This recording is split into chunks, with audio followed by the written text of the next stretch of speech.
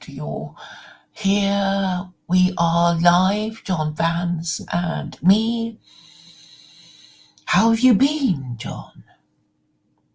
Good. I've been cruising around the internet, and I kind of found a new demographic of mentally ill people, and I've been conversing with them. Yes. And they're interested in theology, so perhaps we Yeah, will receive a better welcome than on other channels. yeah, yeah. Oh, yeah, for sure, for sure. I've been hanging out with this character called Jack Talcott, Live Without Fear. He's interested in God and the divinely spirit, and I've been sharing my views about what God is and what the rules are, and sometimes I get kicked out, sometimes he entertains my ideas, but yeah. Then the other cast of characters is kind of just mentally ill, neurotic people, which a lot of people seem to gravitate towards nowadays, and they like the drama for its own sake. They don't really get really anything out of it. But what I see from those circles is kind of like there is no religion anymore, and so Well, basically I these think people that's are a trying to cause grasp of onto anything. I think that's a cause of their mental illness. I mean, what do you think? I mean, it's. I mean, okay, what is mental illness? I mean, mental illness is feeling bad, being neurotic. What does being neurotic mean? Acting irrationally, self-sabotaging. And this is what these people seem to be doing. And the middle class people are the worst, because I used to think, oh, wait, that's so stupid, they're so crazy. And then I came across this lot and I thought, okay, maybe I'm just being a bit unlucky because, this lot is a particularly, neurotic lot.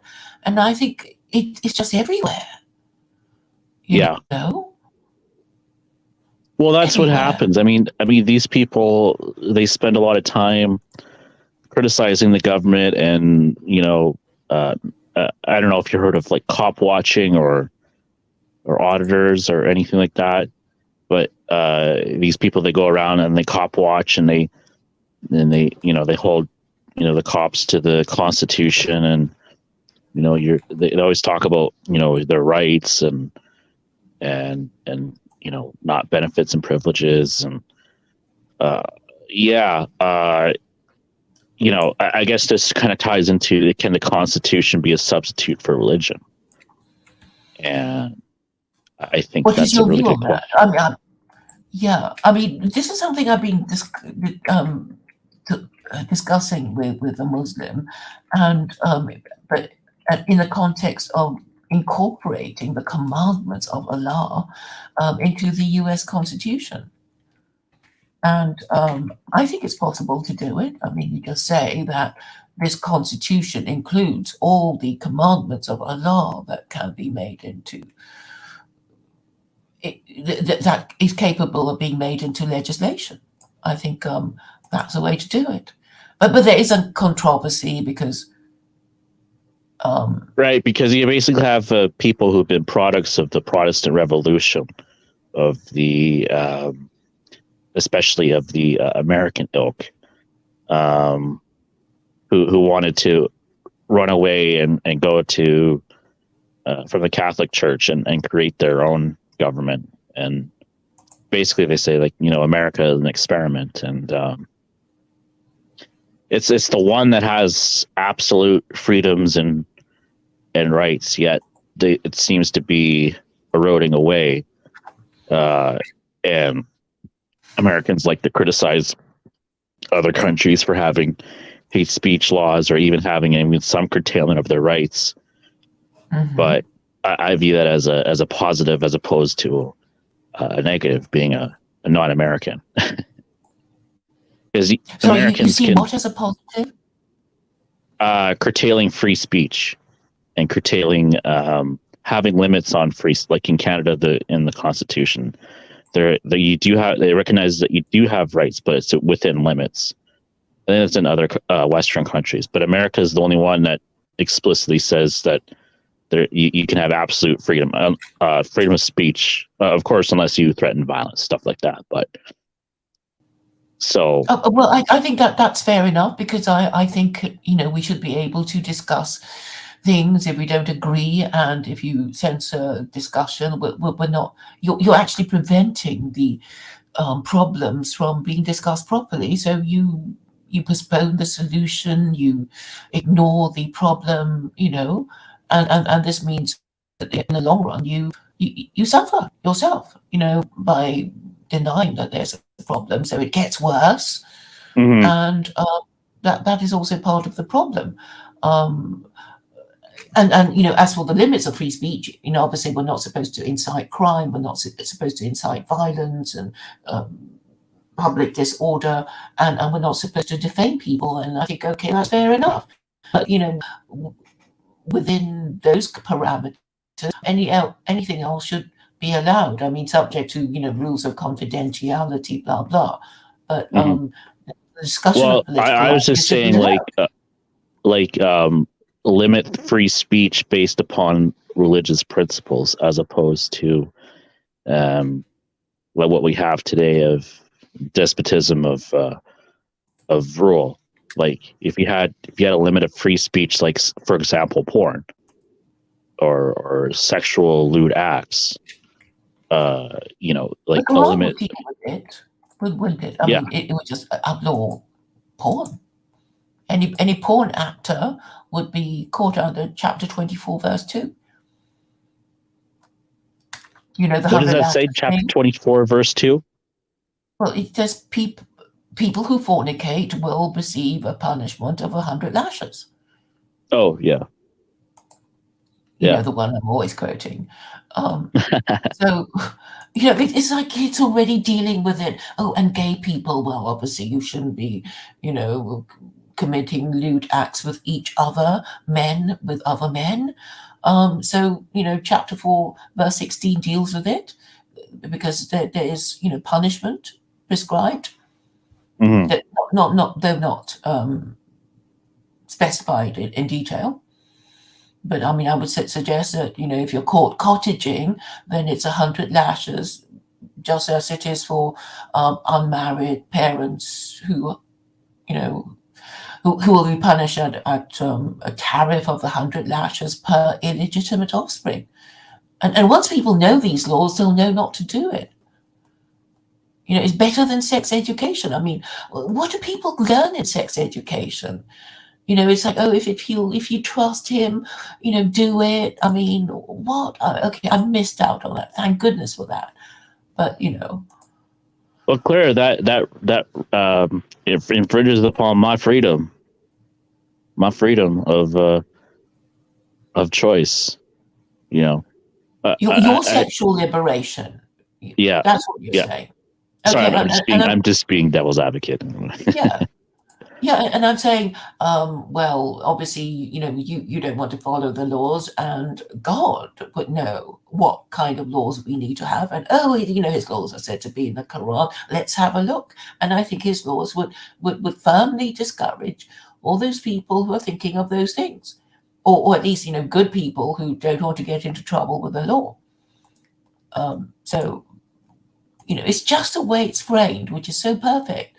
So it's like, yeah, well, maybe you'll get away with it if you don't knock her up, and if you don't get knocked up, putting you in need of an abortion, which might, trigger the 100 lashes thing, because, I'm going to treat it as conclusive evidence. If you have an, illegitimate offspring, obviously you're fornicated unless you're going to claim a virgin birth, but, it's been done already. It can't be done again.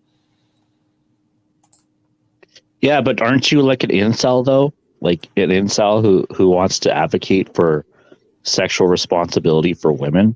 Shouldn't just women be freely to choose their mate? I'm just... Well, yes, they should be free to choose the best man they can find to be their long-term marriage partner. They shouldn't be, looking around in singles bars, having one night stands and getting knocked up and being left to bring up the bastard on their own, which means that they will not have the advantages that a child with two married biological parents living together in a loving relationship would have. And then they would go to school, and then they would be disruptive and spoil the education of children who come from better homes. This has to stop. I mean, this is what is in fact causing so many Westerners to be unemployable, because of their terrible culture of tolerating casual sex. So what? That's a fascinating take. What do you mean, like they're unemployable by, like, how are they unemployable by doing casual sex? Like what about casual sex makes them undesirable in the workforce? I'm saying that their progeny would be less employable Oh yeah. than the offspring, the legitimate offspring of married parents living together in a loving relationship, because then they'd have their two parents looking after the kid. Marriage is a child protection scheme to protect the kid in case one of the parents is abusive. Then the other parent would call the other out on it, because it has because one of the parents would have a biological investment in their offspring. But if the child only has one parent living with its mother, and the mother is abusive, well, it's goose's coat, really, isn't it? It'll just be abused, and then it'll be damaged. It won't do well at school. It won't pass exams. It won't have the education and training required to make it a desirable employee. So it'll probably end up being a convicted criminal. And if you look up the statistics for convicted prisoners, you will find that they overwhelmingly come from fatherless homes. I see. I was gonna say, I had a train of thought, but it kind of lost over me. Yeah, that's a very fascinating point, and I know you've been saying this for a while. But do you see, so how do we? Power of the West is casual sex. That is the culture that these Islamophobes want to preserve. When they talk about Western culture, it is that culture that they want to preserve. It's like talking to a drunk, saying, your drink, you do have a problem with drink, but they love the drink. That has got them into trouble. That has ended them up, homeless and being a wino, pushing their trolley around, sleeping under motorway bridges. They love their drink. I could definitely see that. Well, did you know that there's over 50% of single mothers now in America? That single mother households, or at least I was going to say, there used to be a term, and I know that there's some older videos, older movies I was watching, not that old, but in the 90s, early 90s, they would call these people bastard children. Mm-hmm. And now even if you use this term with these people, they get really offended by that, and they don't really know how to react. Well, he is. I mean, of course, he would be offended, because it's meant to be offensive.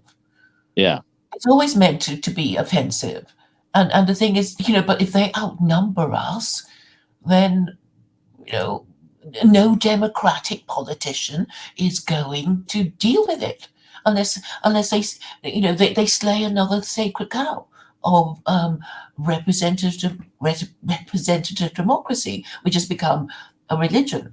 So many things that we didn't even know were religious have become sacred cows of the sacred religion of liberalism. That is very true. Yes. And I think the Constitution definitely has Well, I mean, these people in the same breath will then criticize, gay pride parades and LGBT movement, and they'll say, oh wow, they're sexualizing kids now, and they're putting porn in kids' schools, and it's part of an agenda of the World Economic Forum or the UN to confuse kids sexually. But in the same breath, these people won't really have their house in order. They always talk about you should always have your house in order when you go out in the world and try to make change. But these same people, when you look at their lives, they're all like single dads or have basically bastard children, and Well, okay, I they don't don't want. want to face that. Yes, I mean, okay, I thought he was saying, who are you? You weren't, a lot of people say to me that, I wasn't a virgin bride, so who am I to talk? And I thought, no, it's okay. Even if I had 10 illegitimate children, I still have the right to say, well, it was wrong. I was wrong. I shouldn't have had 10 illegitimate children at all. If I behaved better, maybe I would have married, a better, I would have been leading a happier life. I mean, there is no reason why people who have led a dissolute life cannot repent and be a reformed sex offender, shall we say. Hmm. The practice of mercy. Oh, okay. Yeah. And the option of penitence. A penitent sinner is better than an unpenitent one, surely. Yeah. But you can't, they don't really, I don't think they really have a concept of God. They just use God as a, when it's comfortable for them, when they could just quote some verses out of context and for their narrative of my freedom. I find that sometimes with these people is they quote Bible verses and they think, oh, maybe they're onto something, and then they just go off and they swear at each other, or they call each other names and obsess about self-improvement for no reason. Well, not for no reason, but self-improvement, but not really be, I guess, balanced in their ideas. It's almost neurotic when you criticize a government and you have really nothing left. I think some intellectuals talked about this, is that the West has basically been, there is no spiritual values in the West anymore. There's a big void.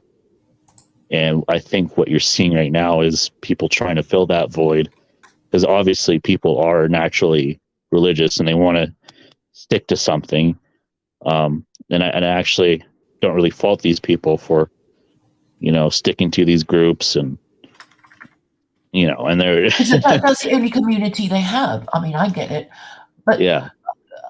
Were you talking about what's his name? This channel, Phil, what's his name?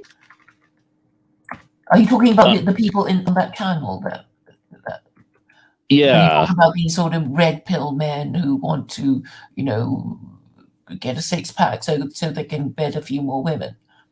Oh yeah, the red pill channel. Yeah. Basically, this like self-improvement kind of, not necessarily men going their own way, but kind of like this pickup artist culture of of gaining a lot of women and fantasizing the idea of polygamy. It almost seems kind of it almost seems like a kind of reactionary to the, dare I say, the matriarchy or the single parent culture of like, well, you know what, instead of just having one wife. I'm going to stick it to the single parent culture. I'm going to have 2 wives or 3 wives or whatever. Yeah, and I'm And going make to lots of money. Pardon? father lots of children by different women, and Yeah. consider themselves a success for having knocked up all these women and pumped and dumped them, basically. Yeah, they have, you know, I call them peacocks. Like they have the flair, but they don't really have any substance to them.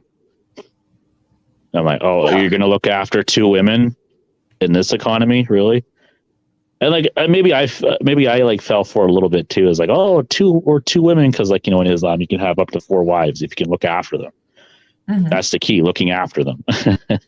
Paying for their kids and all their stuff. Yeah. And actually, it's a burden because I actually know Muslim men who marry Muslim women, and it's like, she's asked me to take another wife. It's like, oh my God, I never thought that this would ever happen. Mhm. But I've bought her a kitten because we haven't even got kids yet. Just to put her off or something. Yeah. I mean, it is that bad. Yeah, so yeah, unless you're filthy rich, you can't really afford more than one wife, and you don't have the energy to deal with, all the, the emotional problems they might have, plus children, and actually, it's a burden. It's a burden that only men, or the remaining men, who have had a ruinous war, like the British after World War II, they would have been required, if they were Muslim, to, have more than one wife, and they would be whinging and moaning and saying it's too much and they can't afford it, but the government would say, here, have these wives because we must replenish, we must replace all these men that we lost during this disastrous war. Because I mean that is what I used to say, that, well, if you had been Muslim, you would have been all right, but you're not, because so you didn't do what a Muslim country would have done, and which was to more or less say to the men after World War II, you have to take more than one wife to share the burden, because when you think of all these these women who died childless spinsters, because they longed to be married mothers, but they couldn't because there weren't enough men. Yeah. So, Yeah. so really, I make a point of relating, to any disaster, demographic or otherwise, to say, well, you should have done this. And the Quran, if you had been properly Muslim, you would have done that because you would have, taken note of the advice in the Quran as a Muslim. But since you weren't, you just ignored it, and this is what has happened to you. Oh yeah, that's definitely instead of pushing immigration, they could have pushed that. Yeah. Having multiple wives, right? And that would have been the proper nationalist view, as opposed to what they did. Like, kind of this, I'm not saying, like, inviting people into your homes is a bad thing, but it's actually encouraged in Islam, like, to be nice to your guest. But when when your guest doesn't leave, and then they start importing all their kids, and then all their take advantage of the system, and no one really says anything, and people are called racist for even daring to make a case about it. It's almost like it was done on purpose. Yes, times. and in a way, it has, because basically, I have a theory about it, which is that the West is a matriarchy. A matriarchy is a society that prioritizes the preferences of unmarried parents who casually conceived and parented their illegitimate children.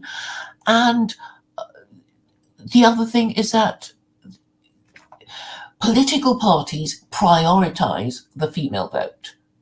And this is something that men don't understand, but that's how they win elections. So they always the sophologists, the opinion pollsters, they always target the women because the women are the most volatile. They're the ones who don't know what they want, and you might be able to tempt them with one thing, in one election, and another thing, and then another election, and they spend loads of money trying to work out what these women think, and all their energy is directed to pandering to the female voter. But if the morals of the female voter is rotten, then you're just going to get more rot.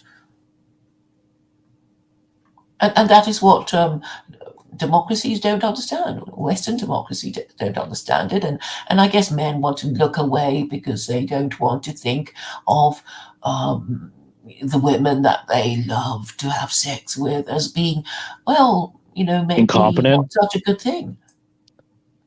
Yeah, These men are sexually incontinent, and when you try to point it out to them, they actually prefer to blame Jews, whom they've always hated, and Muslims, which they hate because they feel scared of them, and they're not going to blame the women they love to fuck for any of their problems or their irresistible desire to have sex with them. And it's all somebody else's fault. It's never their own. And when you talk about raising standards of sexual morality, they'll throw rocks at you because you're threatening their source of pleasure. It's always weird, and that's interesting from a woman's point of view, because men, they say, oh, there's problems, it must be other. They always go to it must be other men. The other man's like, well, what did I do to you? and then why are you criticizing me? Now you're just turning into my problem. And then we just basically, we go and we just fight each other, right? But we're not allowed to talk about the sacred cow of women in the workforce, women voting, because then that, like you said, they want to impress the women with their six pack and their peacock feathers and and their word salad game, all that stuff, and it's I think men just don't understand the women question, if I were to be blunt. And or they don't want to understand themselves, or they don't want to acknowledge what they really have to do to change things. I mean, I know men whom I know for a fact they're not sexually active. So I thought, well, I can explain the situation to them and they'll understand what the problem is. But it's like, wow, they're actually pretending not to understand what I'm saying. And it's like, well, what are you afraid of? It's not like you're going to piss off your wife or your girlfriend or whatever. And then eventually it dawned on me that these men who are not sexually active are afraid of alienating, well, men who are sexually active. And so they can't say what I'm saying because they're afraid of, other men getting angry with them for, saying that their girlfriends are sluts. So they won't say it. And they leave me to say it. And then and it's like, well, surely you understand. And they're just pretending not to get it. Right. And I have, well, just nothing but contempt for them. But they are my friends. It's funny. All these problems keep popping up. Like wherever you go, they always keep popping up because, it's just like it's underneath the surface. And it's just like, it always plays itself out. Like, like I've been kind of, studying law and all that stuff. But like when you start going to these groups and you start realizing, what their motivation is, it's always these underlying basis motivation of impressing, dare I say, sluts, and simping for women and being and it used to be that the men were the catch, and the women were lucky to get the men. Now our culture has inverted it, where it's the women are the catch, and the men have to dance around like monkeys to try to get their attention.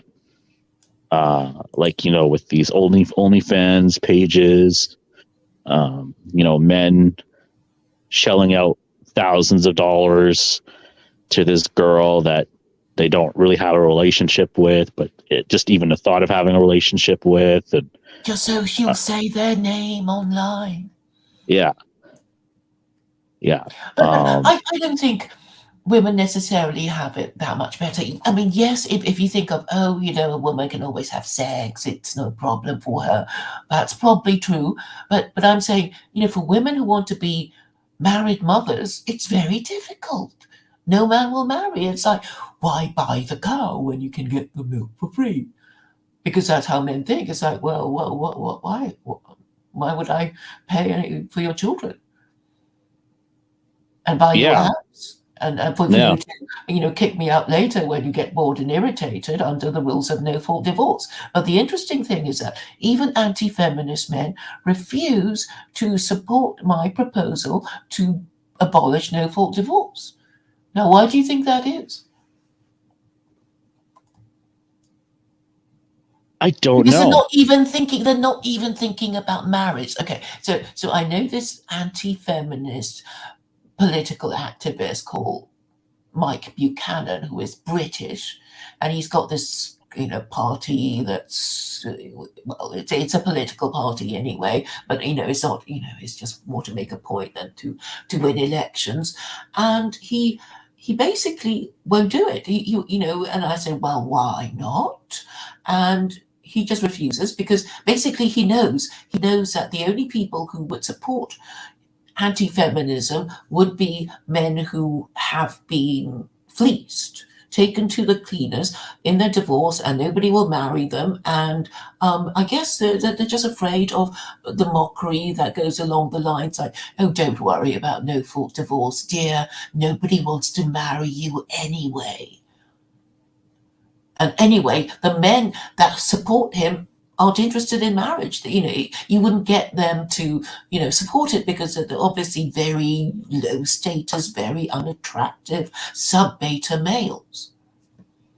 So, they wouldn't be interested in marriage per se for themselves. But because Mike Buchanan is such a, prickly personality, shall we say. I mean, he's basically pretended that I was a religious fanatic and then refused to talk to me because he's obviously an Islamophobe. He knows he can't win the arguments. So he basically avoids me and tells everybody else to do the same and gives unmarried mothers, positions in his organization.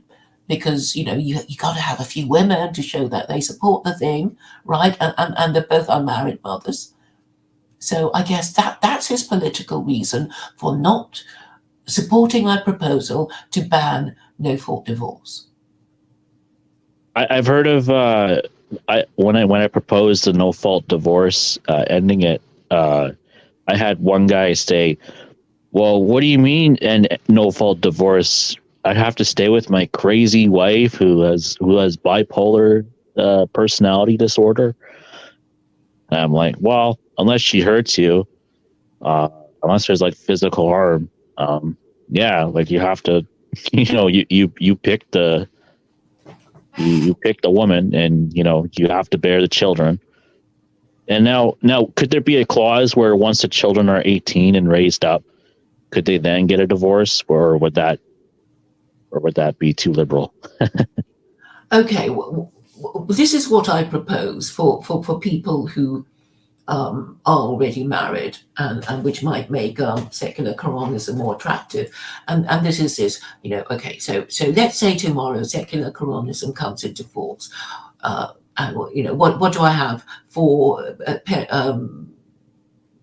couples already married? I'm saying you can renew, you can celebrate your marriage by having agreeing a marriage contract. So you agree on that because Okay, under the new regime, you would have to engage couples have to agree a marriage contract before they can marry. If they refuse to do it, then they can't marry. The law won't recognize their marriage. So for people who are already married, that they can negotiate their marriage contract, and then and because the whole idea is to abolish no fault divorce. It means that divorce has to be based on breach of the marriage contract. Hmm. Okay. Well, not a lot of people, they just kind of advocate their affairs sometimes just to the government, and we're taught not to, you know, do such things as negotiate our contracts. I've known Well, this there's even work with, for the lawyers if they're interested. I mean, yeah, there will be jobs for the boys, because this is what secular Quranism is about. It's about doing deals with different groups and mhm, trying to make them see how it would work for them, even if they're not, supporters of secular Quranism. yeah. I mean, I'm basically using the Quran as a political manifesto. And this is what Muslims don't like. They think it's too sacred, or something stupid like that. I don't know, but I'm saying it's well, the art of the deal, a divine art of the deal, and you can make deals with all these people who actually don't like Islam, and who are probably Islamophobes, but you can give them things that they will like in spite of themselves, and sell it to them. So there's something for everyone, low and high. Would Marriage. you be interested in talking to the UN about these ideas if you had To the who? chance? To Would you be who? interested in talk to the UN about these ideas? Sure. I don't think they'll platform me, though. I mean, it would be great to be talking to a divorce lawyer, Mm, but they're all too scared to be seen to be talking to me, because they might get cancelled or something. Because I made no bones about challenging the matriarchy and calling, and with the objective, being its defeat. I've Because known I've known people who've been kind of screwed by the courts by you know uh, policemen, like even law enforcement committing perjury against them and making the situation seem worse than it actually was, or just to kind of confirm a conviction against the man. I've heard of stories like that before. Yes, Um, I've heard of it too. And also in the UK, family courts are held in camera. So, nobody will even know what you're talking about when you complain of some injustice, because it's not held in open court. mm. Well, you can still get uh, like you can still get transcripts, can't you? Like audio transcripts, or there's no Yeah, but audio. it's too It's just late. I mean, you go through this yeah, terrible trial and you have to appeal. You have to yeah, find more money to appeal. Come on. yeah, People just, justice delayed is justice denied. yeah, yeah. That's just our system is appeal, appeal, appeal. Yeah, it's not really. Uh, And we already know that you don't get justice anymore. I mean, I don't know if you know the story of this Arthur Goldberg. Have you heard of him? no. Well, basically, his only son, I think it is his only son. He uh, came out as gay, and he didn't like it, and Jews, and although he knew there were conversion therapy centers um, out there, but they were mostly run by Christians, and because he was a Jew, he didn't think it was appropriate for Jews like him to go to the Christian one. So he started a whole bunch of his own conversion therapy centers, and basically he's faced with millions of pounds he has to pay of dollars he has to pay in damages, because they trumped up charges against him of being fraudulent. He actually used the Torah as authority for moral authority for what he was trying to do, and he was denied leave to appeal.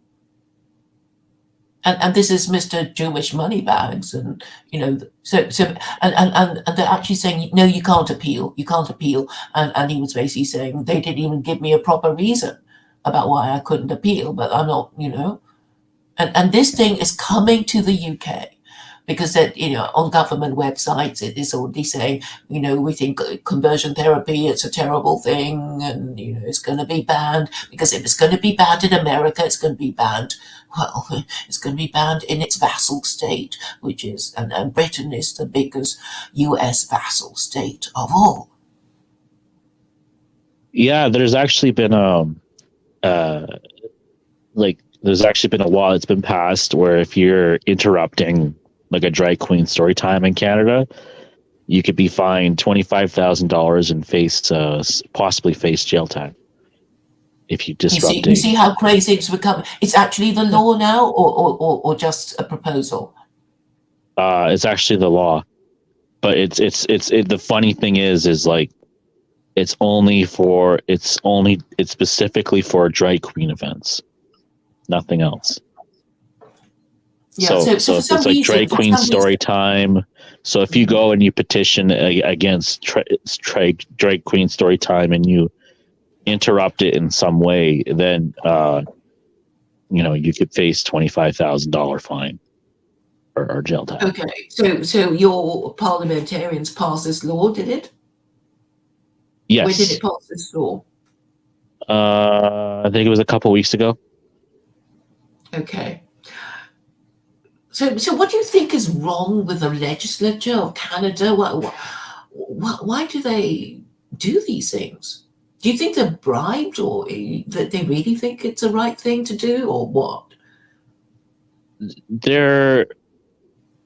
I've heard of people say that Canada is more controlled by these nefarious forces than I guess American. At least America has an establishment opposition. Whereas in Canada, there really is no establishment opposition. You're looking at it right now, or you're just looking at grassroots organizations, which can be a good and bad thing. But the thing is like we don't really have a megaphone that we could take hold and we could voice opposition to it. So these nefarious things go unopposed in the public eye. Yeah, rubber stamped. Yeah. And I think the Australians have the same complaint. But it was you who told me that actually Canada is still British, and of course it is. Yes. And so is Australia, and so is New Zealand, and you have prime ministers can be dismissed at the behest of the Governor General, who answers to the British Crown. So really, you are still British. Yeah, and that's why you have no rights. Yeah. So basically, like, there's been this kind of attempt at a populist movement in Canada with Pierre Poilievre. A lot of people have been ranting and raving about him because he holds Liberals accountable for their inflation policies. Sorry, I don't know the name of this person. Could you? Pierre Poilievre. He's a popular politician in Canada. Paul it's just being Pierre Poilievre. Okay. How do you spell his last name? His last name is Pouliever. I might be getting it wrong. It's French. Okay. Right. Or people just call him PP. Okay. Oh dear. So he's a populist politician, you say, this Frenchman?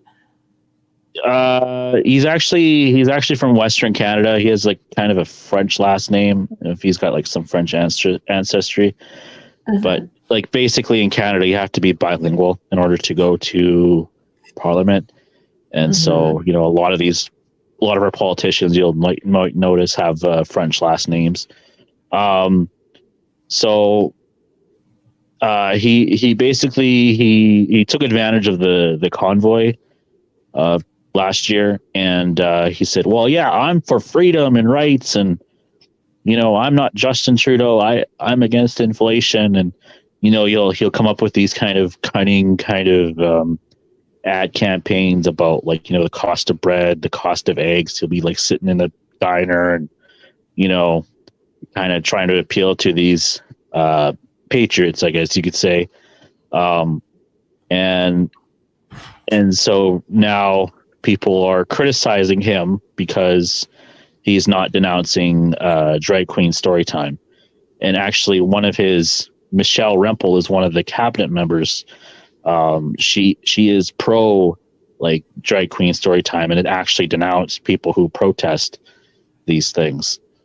And Pierre Poilievre has remained silent to this record to this day. So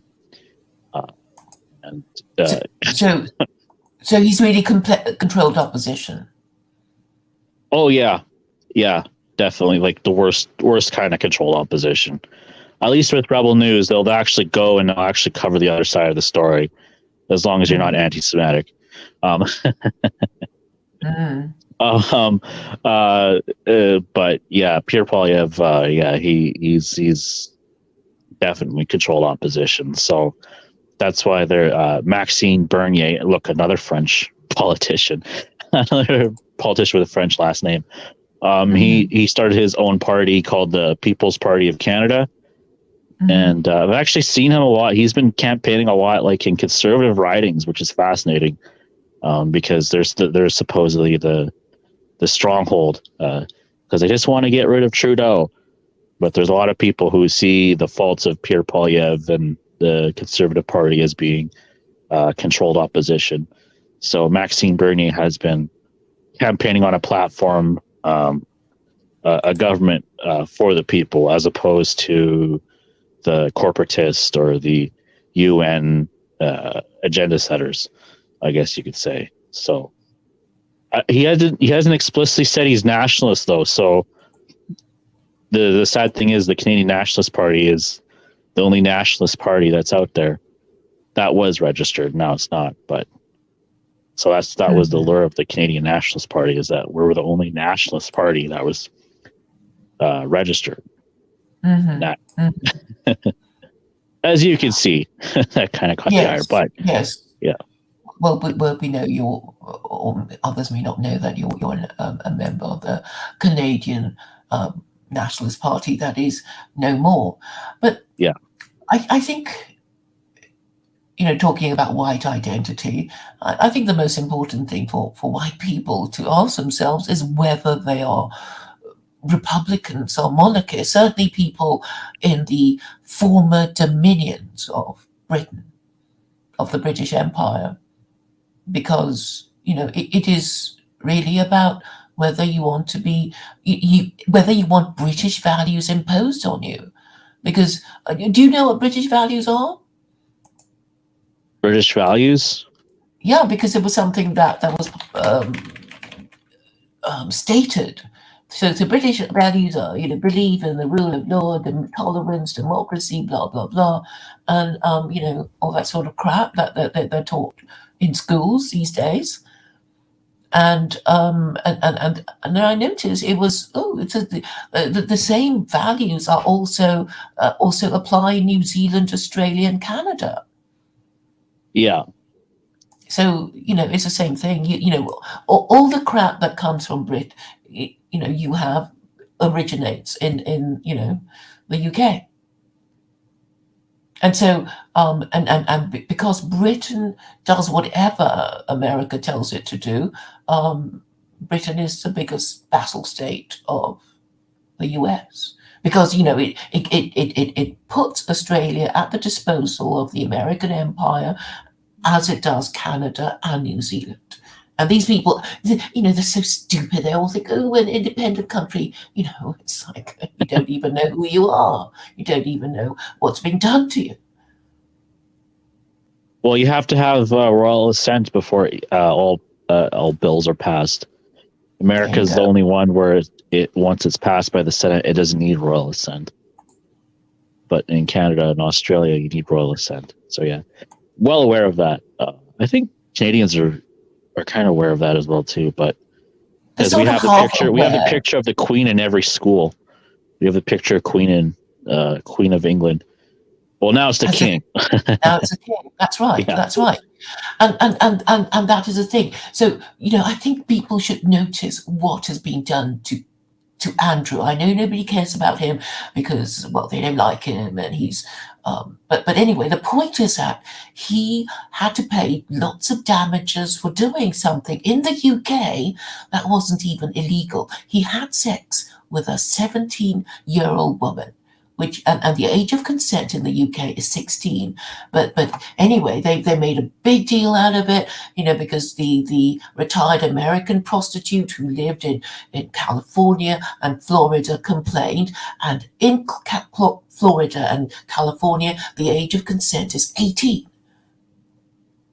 So basically, Andrew was being treated as if he were a Californian or a Floridian.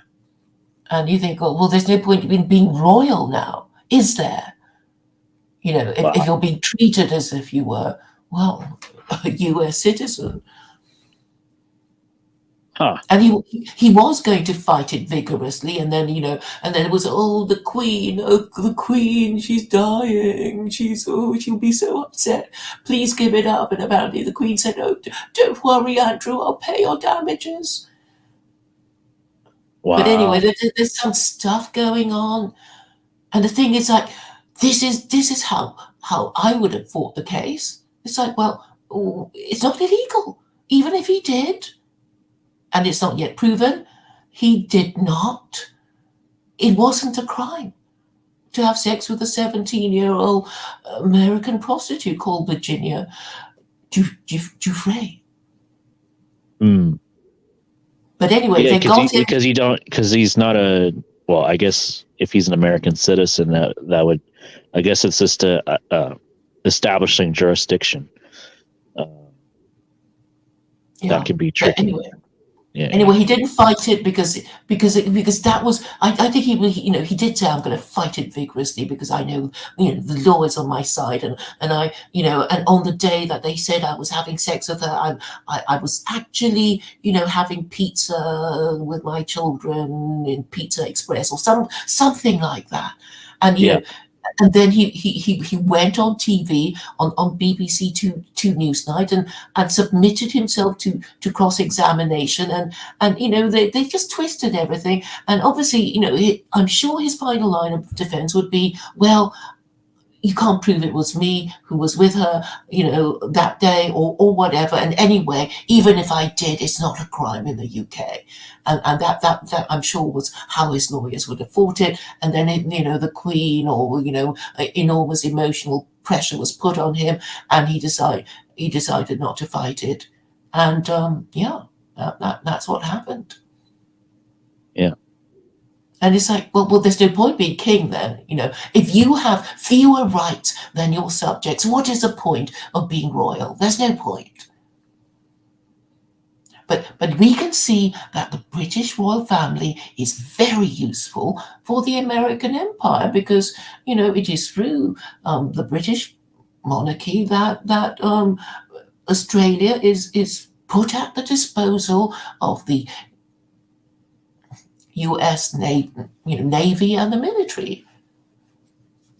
I mean, if you remember that, America is a global empire and it's a marine empire, and, it sails the 7 seas from the eastern seaboard and the western seaboard of America. That's how it controls the world. And obviously, Australia is very important strategically for the Americans. And also, in 1975, there was a constitutional crisis when Gough Whitlam said, "No, I don't want CIA, putting its listening posts, etc., in Australia." And guess what happened to him? He was dismissed by the Governor General. But when I explain this to Australians, they don't get it. Yeah, they obviously have power that's that is only for the upper classes and not for the lower classes. But and also the Australian Prime Minister has basically had his arm twisted, and he said he won't be conducting a referendum on whether to be a republic or monarchy, or to make Australia an independent republic in the first term of his office. So, has a question ever been raised in Canada about whether you wish to become a republic? There's been ideas like for Alberta separatism, of Alberta becoming a republic or joining the United States, and joining the republic that way, as opposed to a monarchy. There's been a lot of proposals, like reforming the parliamentary system, where it's more the sovereignty of the people as opposed to the sovereignty of parliament. There's been a lot of different proposals that way, but there hasn't really been. I guess Rachel Notley is the Alberta Premier. She's been advocating for the Alberta Sovereignty Act, where if any economic or any disparaging policies from the federal government were to be enacted that hurts Albertans, that they can basically deny that in their jurisdiction. There's been actually a lot of Supreme Courts about like gun legislation, stuff like that. Like Albertans have fought off a lot of that. It's not going to work if Canada is still a sovereign. Well, it's not a sovereign country, but a monarchy. It doesn't have an independent foreign policy or domestic policy. It's still a dominion. Yes. Except that after World War II, the British sort of sensibly decided, we've lost India, we're not going to lose Australia, New Zealand, and Canada as well. So we're going to, make it all nicey and pretend that they're only connected to the British Crown, at their pleasure instead of at ours. We almost had a Quebec separate in the 1990s with a referendum. Mm-hmm. So there can always be a referendum, and it's basically democratic. If one of the provinces of the Dominion objects to being part of it, they basically have a vote and they give it to the people. And with Quebec, it was so close. It was 51% no and 49% yes. And some people blame the English and the immigrants for laying the vote. or perhaps there was some, vote drinking. Who knows? Yeah, that too. Yeah. But because it's so important, because if Quebec goes, and then everybody else will go, and if you're going to rig the vote, then you're going to rig the vote there. But basically, the whole point of monarchy, I'm saying it's really a form of idolatry, because people, if you put it to people like this, what makes you think that only the members of the royal family or the male members of the royal family have the right to rule? Because it's such a small pool of political talent compared to, the rest of the country, and with people outside the royal family who are, much smarter than they are. So there is no point to monarchy, because there is no point to a king, because the real point of a king in the olden days when they had these things was to lead his army into battle. Obviously you needed that, because if you didn't have anybody to lead your army into battle, then you wouldn't fight any battles, and then you'd be taken over by your neighbors. But since we've stopped fighting wars in this way, there's actually no real need to have a king at all. And if you look at the history of the Jews, it's like, did the Jews even have good kings? It's like, there was Saul, there was David, and there was Solomon, and then they crashed and burned and had really crap kings after that. 3, that's not much. 3 kings. I didn't realize that Jewish ethnic peoples had 3 kings. I always thought that they were It's Oh, there always were kind of loads of them ruled by after group that, but they were as opposed to like a Catholic church. Like Gentiles always have like this top down structure, whereas the Jewish people always have a kind of a network that they rule by, as opposed to a one king or one queen. That's kind of fascinating, actually. so sorry, I didn't understand what you said. What did you say about what? Oh, sorry. I say like Jewish people. I always thought Jewish people always ruled by like a network. They always have a network of people that they rule by. Like, so you can't really, you know, point to one person that ruled the Jewish. That you can have. Yeah, they don't have a pope. You Yeah, know, I mean, that's why the always two Jews, three opinions, because, you know, you find one rabbi who says this, you find another rabbi who says the opposite. So you can never pin them down, and you can't pin them down, and they can't even pin themselves down because they don't have a formal leader. I mean, that is their problem. It's like you don't know who their leader is. At least with Catholics, it's like, well, it's the Pope. He's the ultimate authority of Catholicism under the doctrine of papal infallibility, which declares that the Pope, when in matters of religious doctrine, it has the final word on everything. But with rabbis and Jews, who knows what I mean, you can't get them to agree because they have no final authority. And actually, we are the same. Do you actually know who's in charge of your country? in a I mean, democracy, no. Well, it's the prime minister, and yeah, people like to. technically, but Yeah, the governor general could dismiss him, right? Could dismiss yeah, Trudeau, and the governor general is answerable to the British monarch, and the British monarch is probably threatened and frightened by Washington. I mean, this is a yeah, very circuitous route to discover who is actually giving orders in the world. yeah, yeah. It makes And sense. and actually, the Americans aren't very happy with the way their country is being run. But anyway, my focus is on getting Americans to consider whether it would be better for them if they actually had an official religion, because they're not in a pretty place at the moment, are they? No, but it seems like once America does something, the rest of the world follows, or at least the Western world follows. Well, yes, because basically, Britain is the biggest vassal state because it controls all these territories, which it puts at the disposal of America, and America doesn't have an official religion, which unless you consider, okay, the unofficial religion of America is the pursuit of happiness, and they pursue Protestant, it, yeah, yeah, and they Protestant pursue it at work everybody ethic, else's and yeah, expense.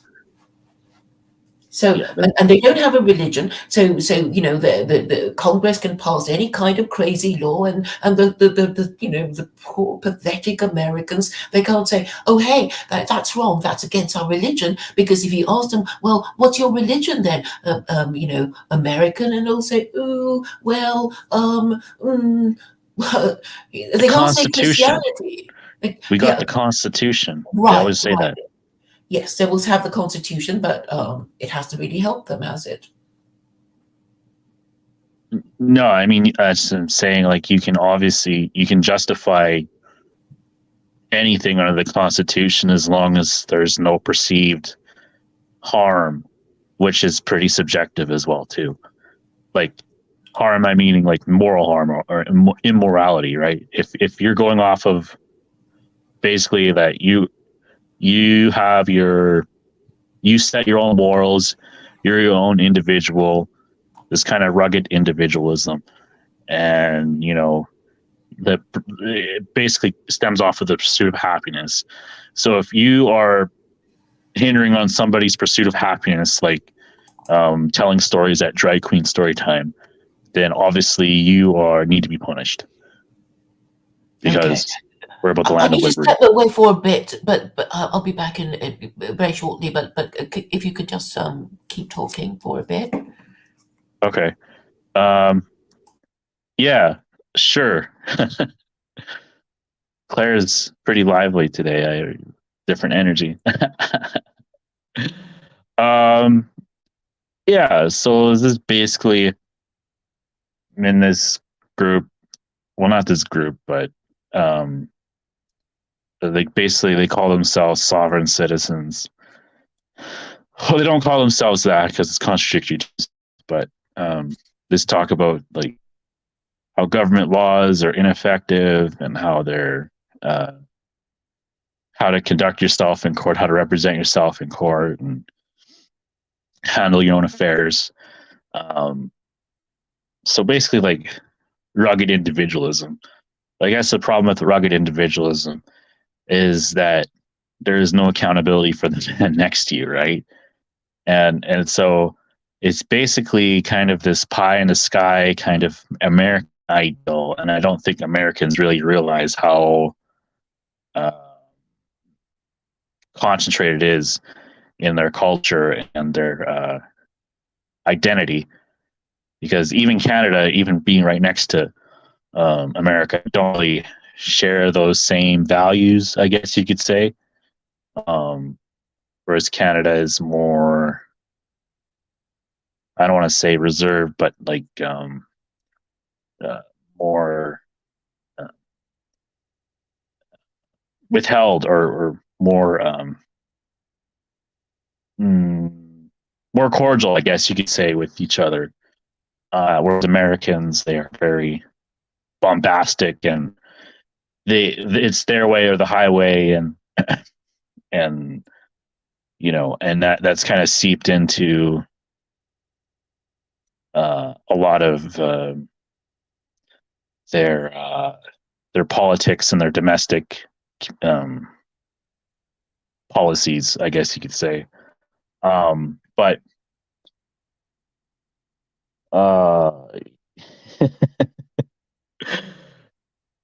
so I don't know. I guess their criticisms is that there's a lot of wars out there and there's a lot of violence, and they like to comment on things that they don't really understand. It seems to be the American way, even through the middle class. It's not just some trailer park trash, you know, trying to offer their opinion on uninformed opinion on the war in the Middle East.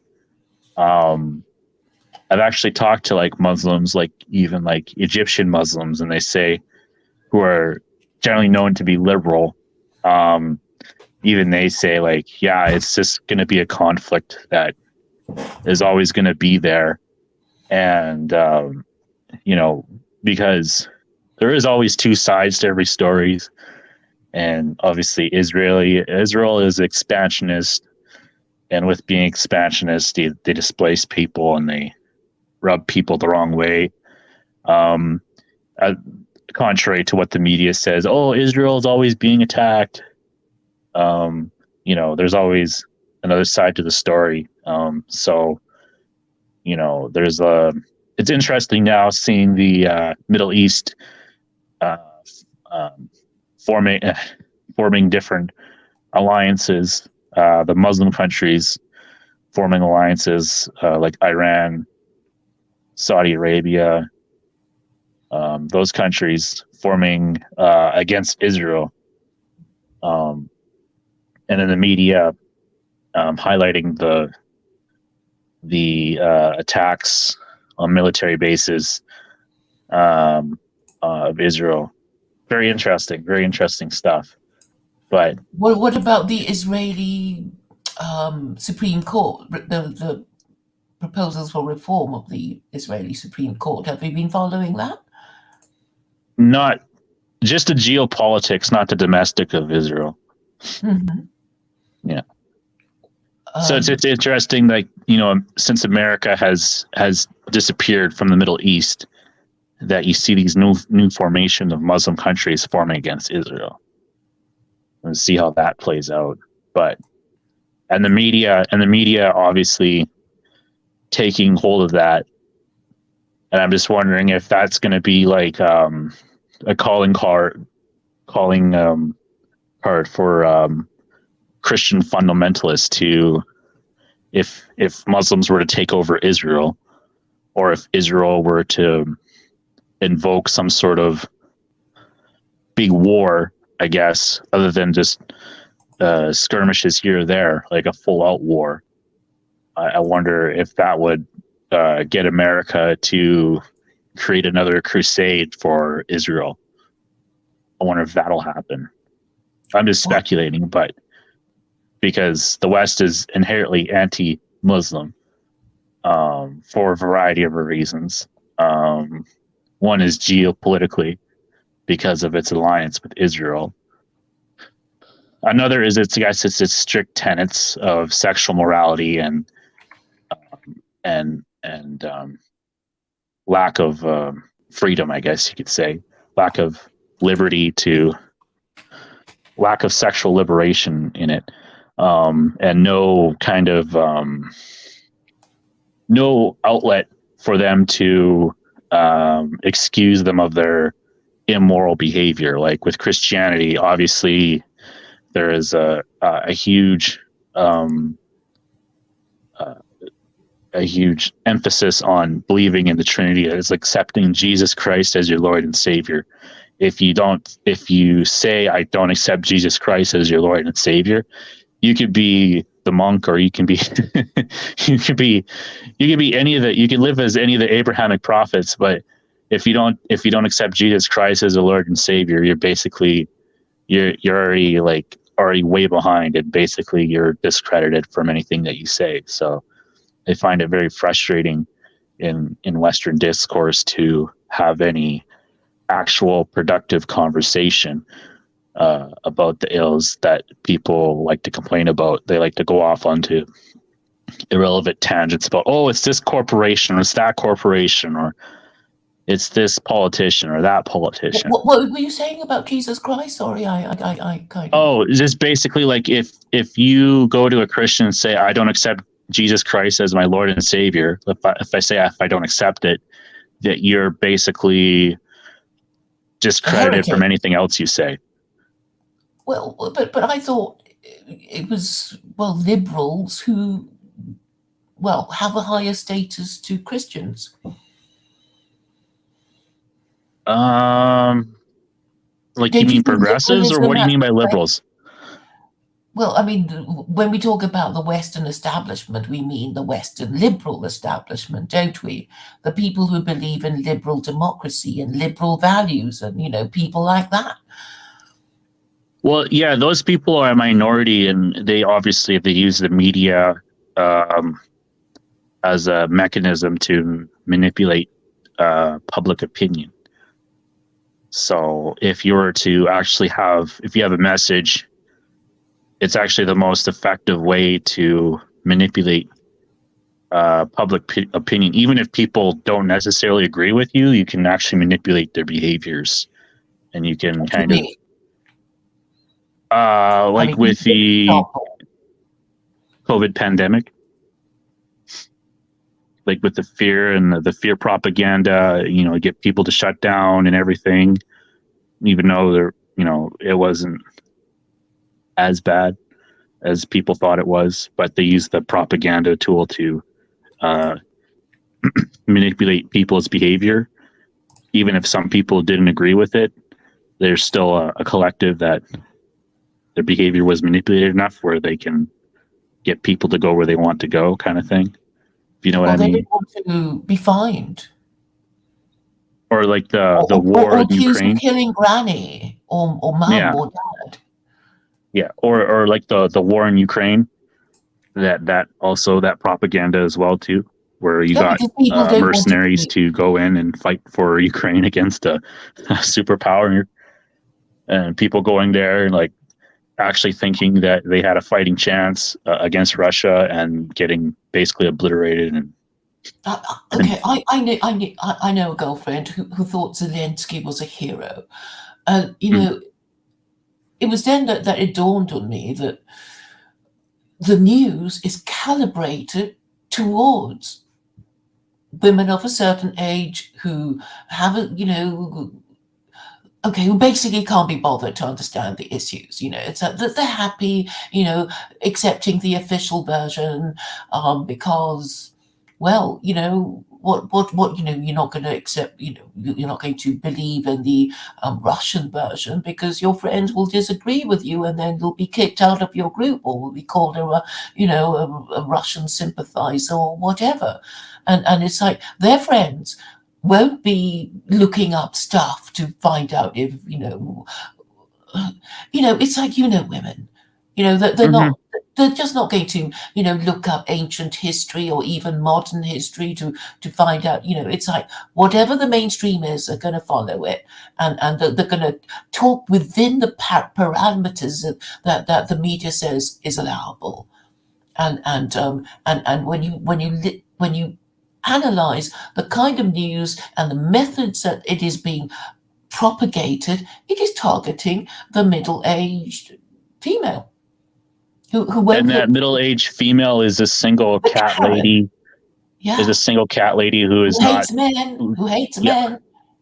And that's why all these dysgenic policies are being easily pushed through, because actually, because of the demographics, very few young parents are having children, and if they do, they're too busy working to be able to protest outside schools, except Muslims, right?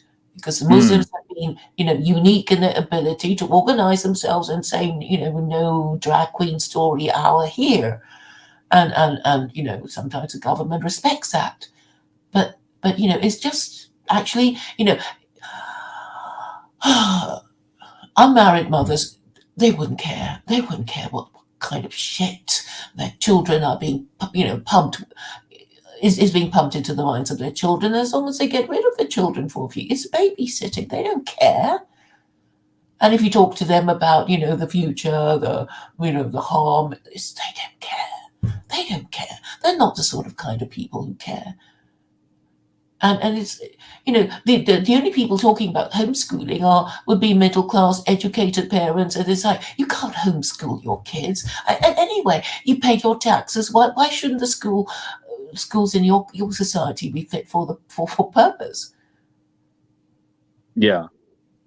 So, more people should be, questioning it. But I'm saying that because of how representative democracy operates, the opinion posters are saying, we're just going to concentrate on this demographic and we'll always win if we concentrate on this demographic, and we'll always pander to the female voter. And that's why you men are just being marginalized. And by the way, this female voter that they're always pandering to, they hate you. They love their cats more because, well, I guess you won't marry them, you won't father children with them, you don't live with them, and they don't care about you. And you can't escape us. Yeah. And I guess anyway, Claire, I gotta go, but good conversation. Yeah, something to think about. I'm thinking about starting my own blog. I'm not quite sure yet, but I think good idea. I probably have a little bit of a different perspective on things, I guess. But I think we share a lot of core values, I guess you could say. So I just thought I was just inspired by your other StreamYard there, or you had before you talked to me. So I was, and Claire, you had really good energy today. It was different from yesterday. Really good energy. I don't know if you're like a night owl or something. I don't know, but yeah, really good energy today. Yeah. So if I were to conclude, I guess, make a final statement, is that the Constitution is, if you want a moral, upstanding society in which you can trust your neighbor, the Constitution is not a document in which it'll shape trustworthy behavior. But if you have a religion in which shapes moral behavior and has moral amendments or moral guidelines, or I guess you could say pillars of morality, like the 5 pillars of Islam, you will have a more upstanding society in which you can organize against evil if it were, or immoral behavior if it were to come across your society. Because we're humans, and we all have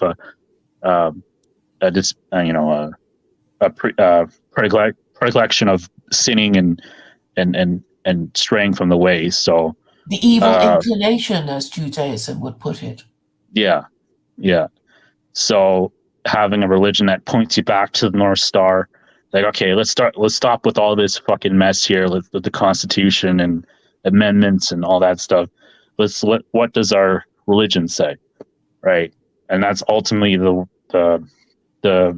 foundation. If you were to have a natural catastrophe, that's how you would basically start your new civilization. Is like, okay, I want to trust these people. Do they have the same moral system, as opposed to believing in the Constitution that basically festers controversy of, well, it's my freedom, I believe in this. Well, it's my freedom, I believe in that. Well, then now we have a disagreement, and now we don't trust each other. It doesn't fester. It just makes more division as opposed to more unity. Talking about the Constitution, you were talking about the US Constitution, weren't you? Yes. And not the Constitution of any other country. May I ask if you have read the farewell speech of George Washington? Little bits and pieces of it, but I should read it. Yeah. Yeah, you should read the whole thing, because it's only when you read it that you realize how much of it is being ignored, and therefore Washington's speech should be included in the new Constitution that I propose for the Americans. We should also include all the commandments of Allah that are capable of being made into legislation. Yeah. So, yeah, I was just thinking about like the First Amendment and the freedom of speech, and how, a person would interpret it, as opposed to, historical interpretation, I guess you could say. But yeah. But anyway, I gotta go. Good talk with you, Claire. I'll have to read that farewell speech. Great. And got some homework. All right. Okay. Thank you. Okay. Thanks for coming. Thank you, Okay. John. Bye-bye. Bye.